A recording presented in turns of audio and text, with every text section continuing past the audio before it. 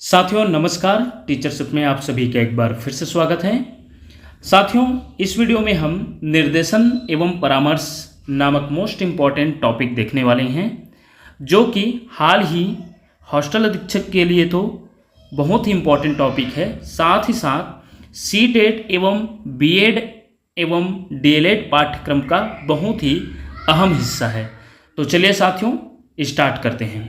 निर्देशन और परामर्श, जिसे इंग्लिश में गाइडेंस एंड काउंसलिंग कहा जाता है। साथियों सबसे पहले हम निर्देशन को समझेंगे, गाइडेंस को समझेंगे। तो निर्देशन का शाब्दिक अर्थ है, गाइडेंस का शाब्दिक अर्थ है टू गाइड, मार्ग दिखाना, दिशा दिखाना, इंगित करना या निर्देश देना, ये इसका शाब्दिक अर्थ है। इस प्रकार निर्देशन का अर्थ किसी व्यक्ति द्वारा किसी व्यक्ति को सलाह देना, अर्थात एक व्यक्ति के द्वारा दूसरे व्यक्ति को सलाह देना निर्देशन कहलाता है। आइए निर्देशन का जनक और जनक देश देखते हैं, अर्थात इस जो महत्वपूर्ण टॉपिक है उसका जन्मदाता कौन है उस पर हम फोकस करते हैं। निर्देशन कार्यक्रम का प्रारंभ अमेरिका में 19वीं शताब्दी में प्रारंभ हुआ। प्रारंभिक अवस्था में निर्देशन आंदोलन मुख्य रूप से व्यावसायिक निर्देशन के रूप में प्रारंभ हुआ था। याद रखिएगा, निर्देशन जो है मुख्य रूप से व्यावसायिक निर्देशन के रूप में प्रारंभ हुआ था 19वीं शताब्दी में, वो भी अमेरिका में। फ्रैंक पार्सन्स को व्यावसायिक निर्देशन आंदोलन का पिता कहा जाता है। याद रखिएगा, फ्रैंक पार्सन्स को व्यावसायिक निर्देशन आंदोलन का पिता कहा जाता है, जनक कहा जाता है।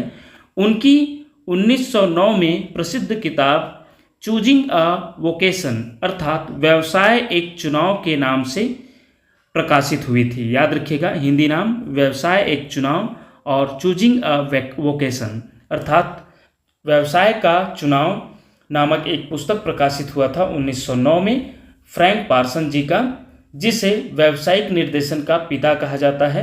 यद्यपि पार्सन्स व्यावसायिक निर्देशन सेवाओं द्वारा अमेरिका में निर्देशन आंदोलन के प्रथम अन्वेषक कहलाए। पार्सन्स के विचारों को अनेक सामाजिक सुधारकों द्वारा अनुसरण किया गया। साथियों याद रखिएगा, फ्रैंक पार्सन्स को ही निर्देशन का जनक कहा जाता है, क्योंकि सर्वप्रथम व्यावसायिक निर्देशन के रूप में ही यह निर्देशन जो टॉपिक है वो सामने आया था, वो भी एक आंदोलन के माध्यम से। तो साथियों अगर पूछा जाता है कि निर्देशन का जनक कौन है, तो फ्रैंक पार्सन, और देश कौन से देश में प्रारंभ हुआ तो ये पूछा जाता है तो वह है अमेरिका। और यदि व्यावसायिक निर्देशन का जनक भी पूछेंगे तो भी फ्रैंक पार्सन्स को ही बताइएगा। चलिए आगे बढ़ते हैं। महत्वपूर्ण परिभाषाएं, इससे भी क्वेश्चन बनता है।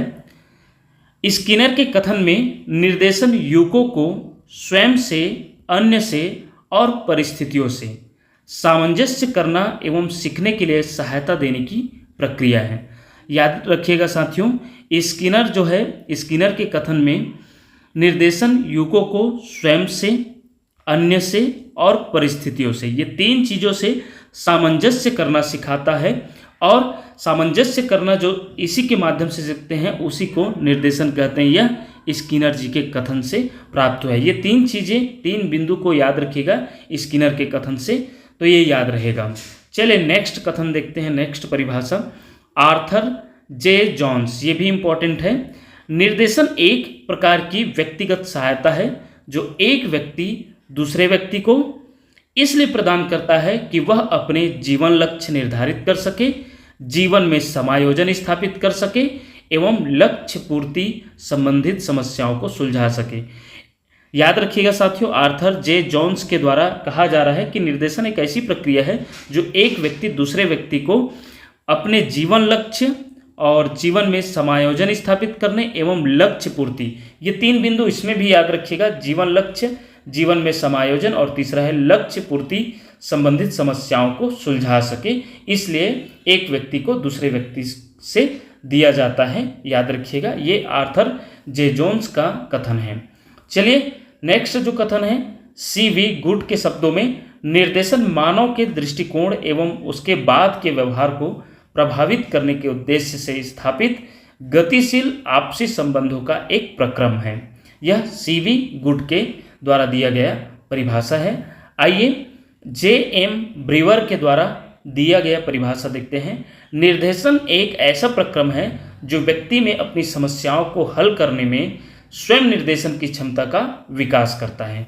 ये चुनिंदा जो परिभाषा है साथियों, इन्हें जरूर याद रखिएगा, इनसे क्वेश्चन बनता है।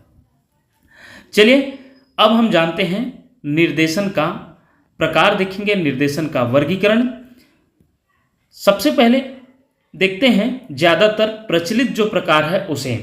पहले तो ये जानते हैं कि अनेक विद्वानों ने निर्देशन के कई प्रकार बताए हैं, जिनका विवरण निम्नवत है। जो ज़्यादातर प्रचलित प्रकार है वो ये 5 प्रकार है। याद रखिएगा, जो कॉमन जो इसका प्रकार है वह है शैक्षिक निर्देशन, व्यक्तिगत निर्देशन, सामाजिक निर्देशन, स्वास्थ्य निर्देशन और व्यावसायिक निर्देशन। ये जो 5 प्रकार है यहाँ पास चित्रों के माध्यम से दिखाई दे रहा होगा, यह बहुत ही इंपॉर्टेंट प्रकार है, यही ज़्यादातर प्रचलित प्रकार है, याद रखिएगा। आगे हम कुछ अलग अलग विद्वानों के द्वारा जो बताया गया है उसे भी जान लेते हैं। प्रॉक्टर द्वारा दिया गया या प्रॉक्टर द्वारा किया गया वर्गीकरण को देखते हैं।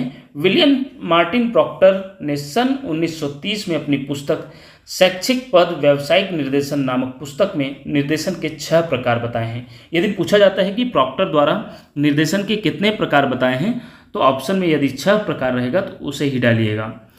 तो वह कौन कौन सा प्रकार है देख लेते हैं। शैक्षिक निर्देशन, एजुकेशनल गाइडेंस, व्यावसायिक निर्देशन, वोकेशनल गाइडेंस, सामाजिक एवं नागरिक कार्यों में निर्देशन, guidance in social and civil activities. आगे है चरित्र निर्माण के कार्यों में निर्देशन, guidance in character building activities, स्वास्थ्य एवं शारीरिक समस्याओं से संबंधित निर्देशन, guidance related to the health and physical activities. और छठवां है अवकाश के सही उपयोग हेतु निर्देशन, guidance in worthy use of leisure time. तो इस प्रकार यह प्रॉक्टर द्वारा दिया गया या बताया गया जो निर्देशन का प्रकार है ये है। आइए आगे हम पैटरसन का वर्गीकरण देखेंगे। जो पैटरसन के द्वारा 5 प्रकार बताया गया है, तो पैटरसन के द्वारा जो 5 प्रकार बताया गया है वो कौन कौन सा है।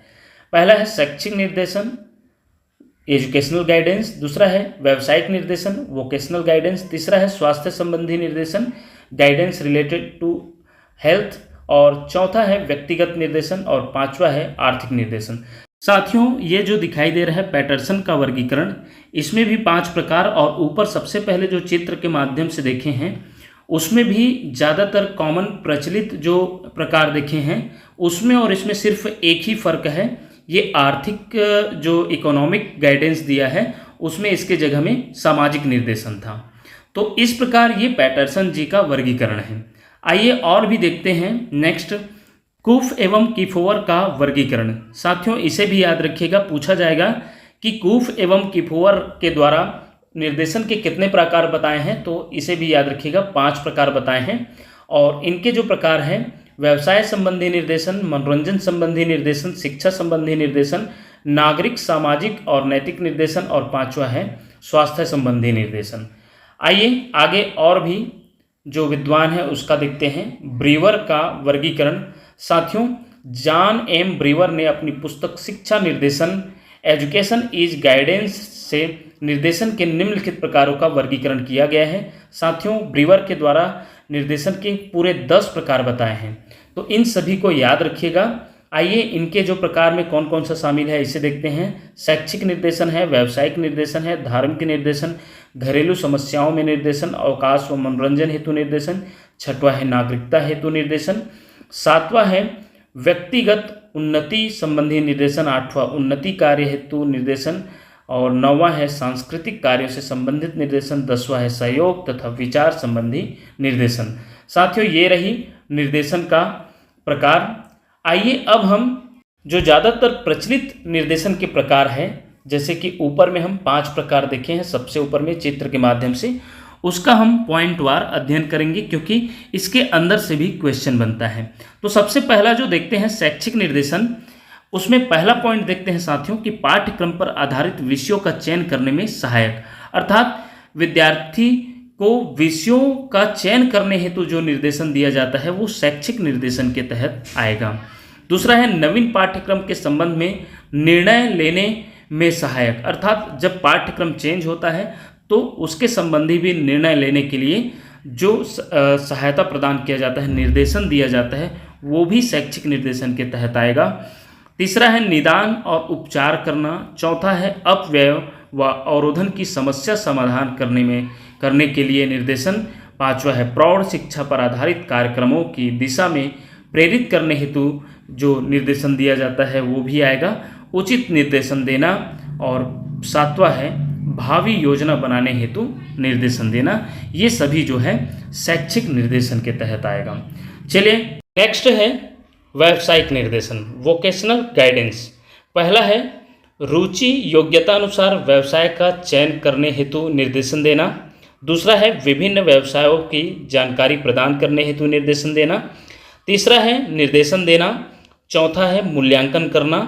फिर पांचवा है नवीनीकरण का विकास करना। फिर छठवां है व्यावसायिक क्षेत्र में होने वाले परिवर्तन के लिए परिचित करना। ये भी निर्देशन के व्यावसायिक निर्देशन के अंतर्गत आएगा। चलिए नेक्स्ट देखते हैं व्यक्तिगत निर्देशन। छात्रों को या व्यक्तियों को अलग से निर्देशन देना, अर्थात पर्सनल, उन्हें इनविजुअल रूप से जो है देखा जाए, व्यक्तिगत रूप से उन्हें निर्देशन देना व्यक्तिगत निर्देशन के अंतर्गत आएगा। समस्याओं का ज्ञान कराना, संतुलित विकास करवाना या संतुलित विकास के बारे में बताना। चौथा है मार्गदर्शन करना। पांचवा है व्यक्तिगत समस्या का समाधान करने हेतु वांछित निर्णय शक्ति का विकास करना। ये व्यक्तिगत निर्देशन के अंतर्गत आएगा। चौथा है स्वास्थ्य निर्देशन, हेल्थ गाइडेंस, उचित परामर्श देना, प्राथमिक उपचार करना। तीसरा है उत्तम स्वास्थ्य के लिए टिप्स बताना। और चौथा है निर्बल तथा अपंग बालकों को विशेष सूचना देना, बीच बीच में जो उनके स्वास्थ्य संबंधित जो रहेगा उनसे रिलेटेड निर्देशन देना। पांचवा है सामाजिक निर्देशन। पहला है सामाजिक जीवन का ज्ञान करना। दूसरा है परामर्श देना। तीसरा है सूचनाएं देना। चौथा है सामाजिक कार्यक्रमों का आयोजन कराना। तो ये जो है सामाजिक निर्देशन के अंतर्गत आएगा। आइए अब हम निर्देशन की प्रकृति को समझते हैं। इससे भी प्रश्न पूछा जाता है साथियों। निर्देशन एक सतत प्रक्रिया है, अर्थात निरंतर चलने वाली प्रक्रिया है, इसलिए इसकी प्रकृति को स्पेशल याद रखिएगा। निर्देशन का क्षेत्र जो है व्यापक है, याद रखिएगा साथियों, निर्देशन का क्षेत्र जो है व्यापक है, क्योंकि पूछा जाता है अभी निर्देशन और परामर्श का जब अंतर की बात होती है तो बताया जाता है कि निर्देशन का क्षेत्र जो है व्यापक होता है, जबकि परामर्श जो होता है वह निर्देशन का ही एक भाग है।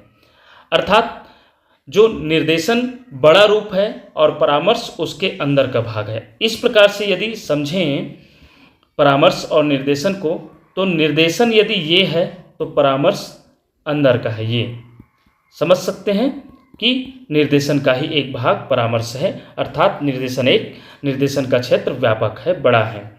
तीसरा पॉइंट देखते हैं, निर्देशन शिक्षा की एक उप प्रक्रिया है, इसे भी याद रखिएगा। निर्देशन व्यक्तित्व विकास में सहायक है। निर्देशन एक सेवार्थी केंद्रित है। छठवां है निर्देशन कौशल युक्त प्रक्रिया है।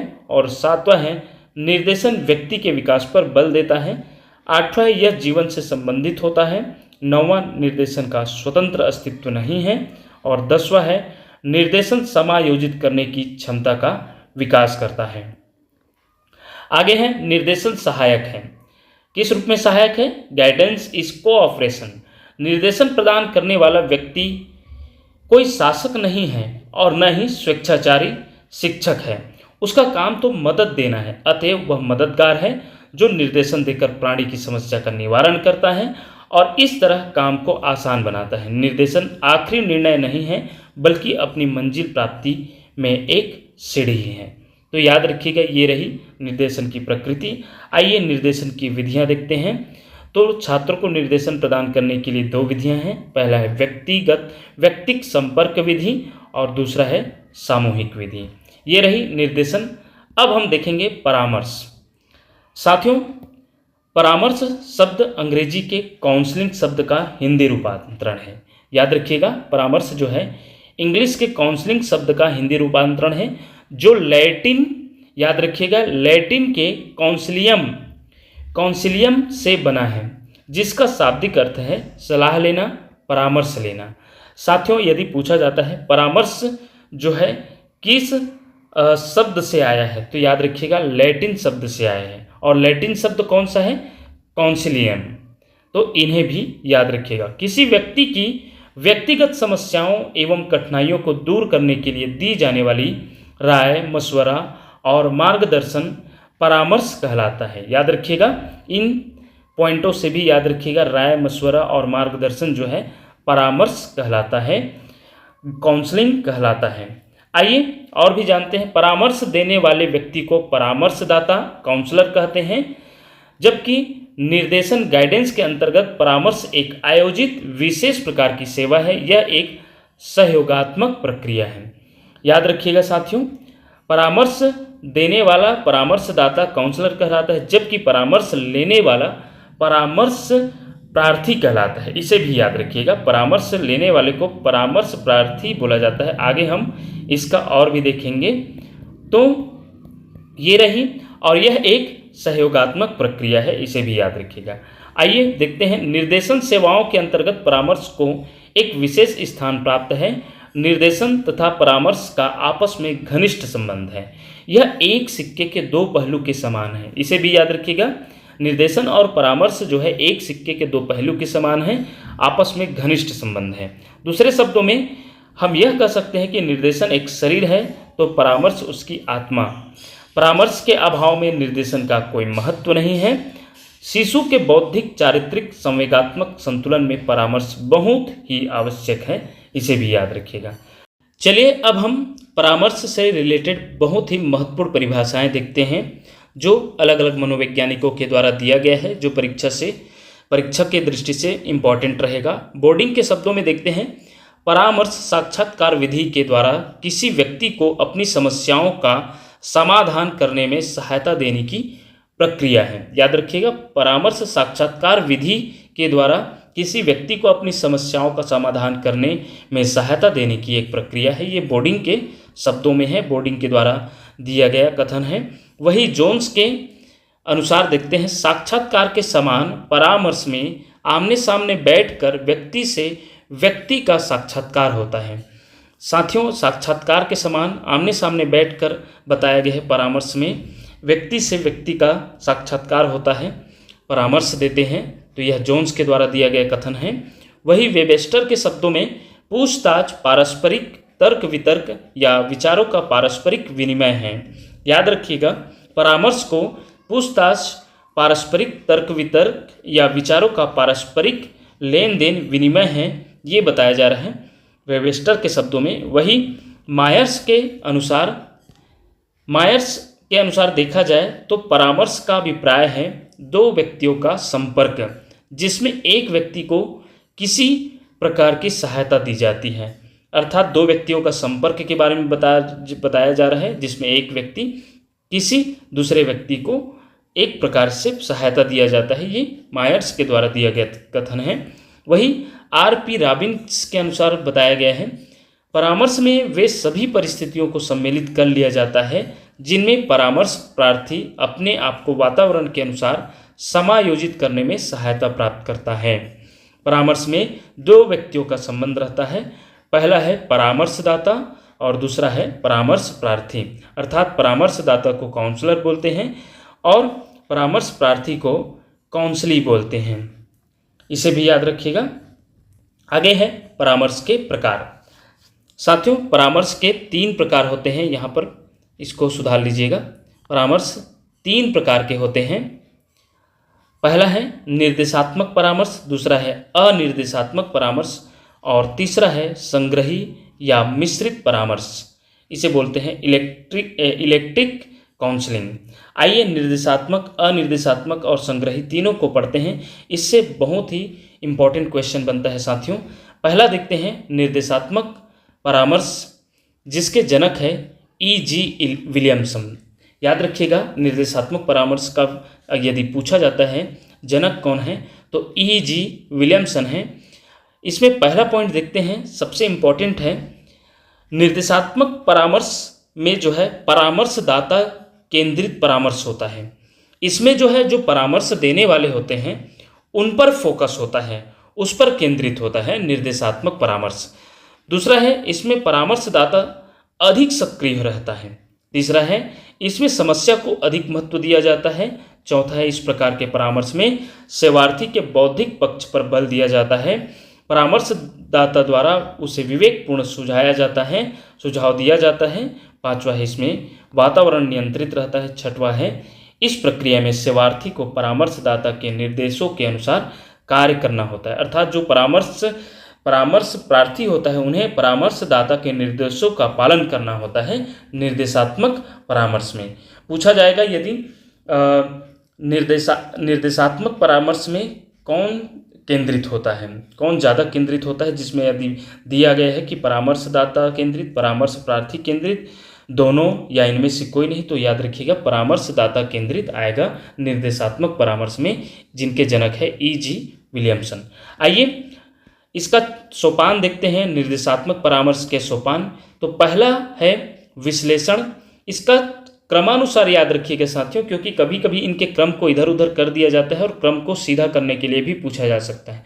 सबसे पहला आता है विश्लेषण, दूसरे नंबर पर संश्लेषण, तीसरे नंबर पर आता है निदान, याद रखिएगा। चौथे पर आता है पूर्व अनुमान, पांचवा है परामर्श, फिर लास्ट है अनुगमन या अनुवर्ती।